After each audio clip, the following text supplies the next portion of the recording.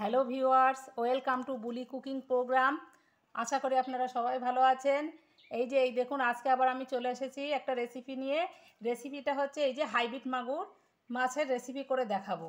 অনেকে হয়তো হাইব্রিড মাগুর খান না, কিন্তু আমি কিভাবে করব ভিডিওটা সম্পূর্ণ দেখতে থাকুন। দেখলে আশা করি ভালো লাগবে। আর আমি যেভাবে করব এতে হাইব্রিড মাগুরের কোনো গন্ধই থাকবে না। প্রথমে আমি এই দেখুন একটা হাইব্রিড মাগুর মাছ নিয়ে নিয়েছি।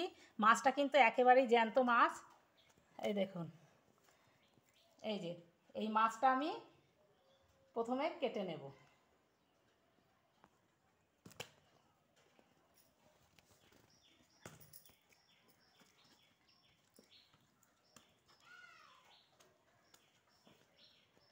একেবারেই জ্যান্ত মাছ। এই যে এখন আমি প্রথমেই মাছটা কেটে নিচ্ছি।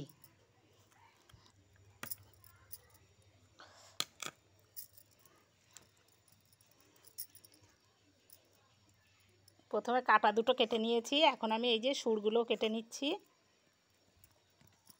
এইভাবে আমি কেটে নেব। এই দেখুন, মাছটা আমি বেছে কেটে নিয়ে চলে এসেছি। এখন আমি এই মাছের গায়ের এই কালো এই দাগ ছালটা আমি পুরো তুলে দেব। কিভাবে তুলবো আপনারা দেখতে থাকুন। আর এইদিকে এই মাছে একটু ডিমও হয়েছে। এই যে ডিমগুলো দেখুন কত সুন্দর।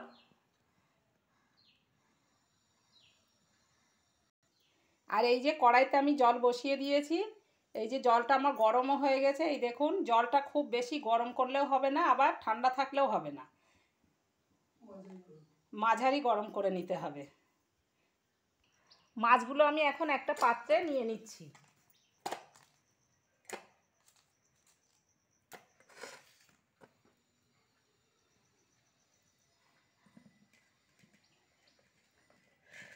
নিয়ে এই যে গরম জলটা এই মাছের উপরে আমি দিয়ে দিচ্ছি।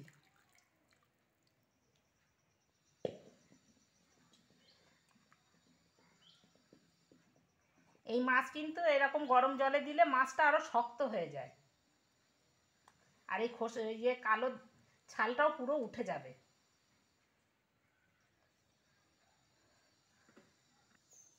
এই দেখুন, এই গরম জলটা দেওয়ার কারণ হচ্ছে এই যে মাছের গায়ে একটা লালা থাকে, সেই লালাটাও কিন্তু উঠে যায়। এই দেখুন, এই যে এই নোংরাটা উঠে যায় পুরো এই গরম জলে দিয়ে দিয়েছি।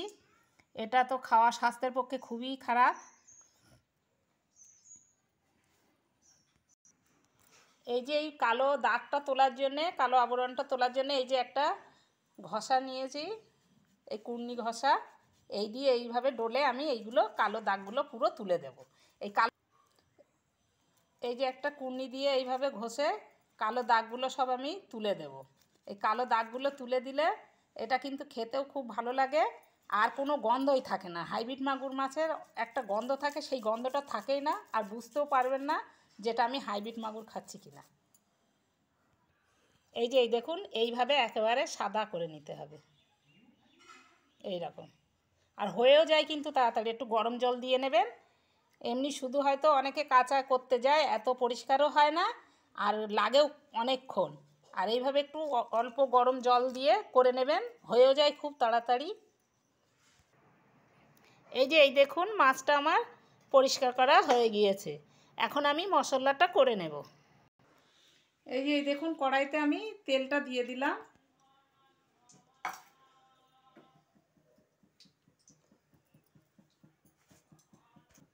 তেলটা গরম হয়ে গিয়েছে, এখন প্রথমেই আমি পেঁয়াজটা দিয়ে দিচ্ছি।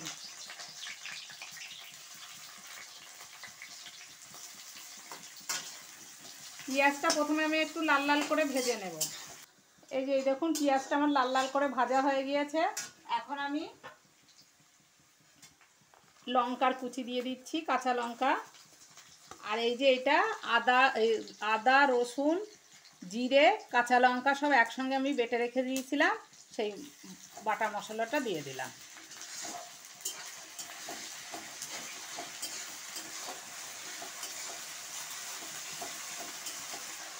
এখন ক্যাপসিকামটাও আমি দিয়ে দিচ্ছি।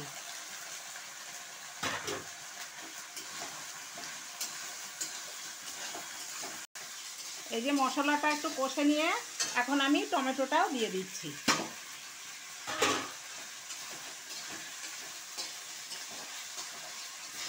এখন আমি এই যে পরিমাণ মতো লবণ আর পরিমাণ মতো হলুদ দিয়ে দিচ্ছি।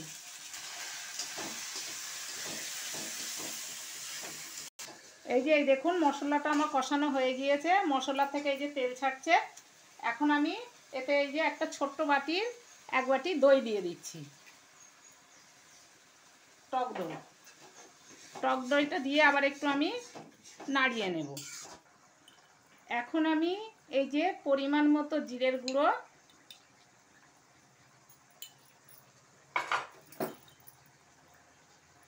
আর পরিমাণ মতো ধনের গুঁড়ো দিয়ে দিলাম।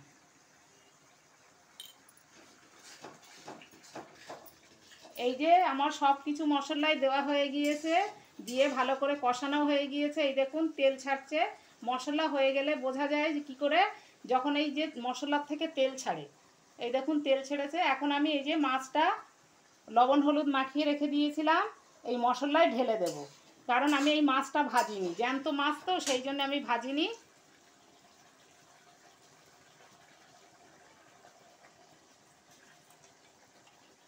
আমি এই গরম জলে এর এই কালো দাগগুলো তুলে দিয়েছি, ওতেই আমার অনেকটাই মানে সিদ্ধ হয়ে গিয়েছে। আর এইভাবে এই মশলা না ভেজে এইভাবে মাছটা করে খেয়ে দেখবেন, খেতে কিন্তু খুবই ভালো লাগে। আর এইভাবে রান্না করে খেয়ে দেখবেন, এটা একেবারে খাসির মাংস ফেলের কাছে বুঝতেই পারবেন না যে এটা হাইব্রিড মাগুর কিনা।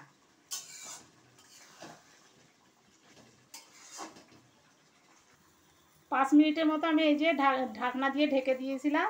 এই যে এই দেখুন হয়ে গিয়েছে মাছটা। ব্যাস এই যে হয়ে গেল আমার মাগুর মাছের ঝোল। এটা দেখুন দেখতে কত সুন্দর হয়েছে, এটা দেখতেও যেমন সুন্দর, খেতেও কিন্তু অসাধারণ হয়।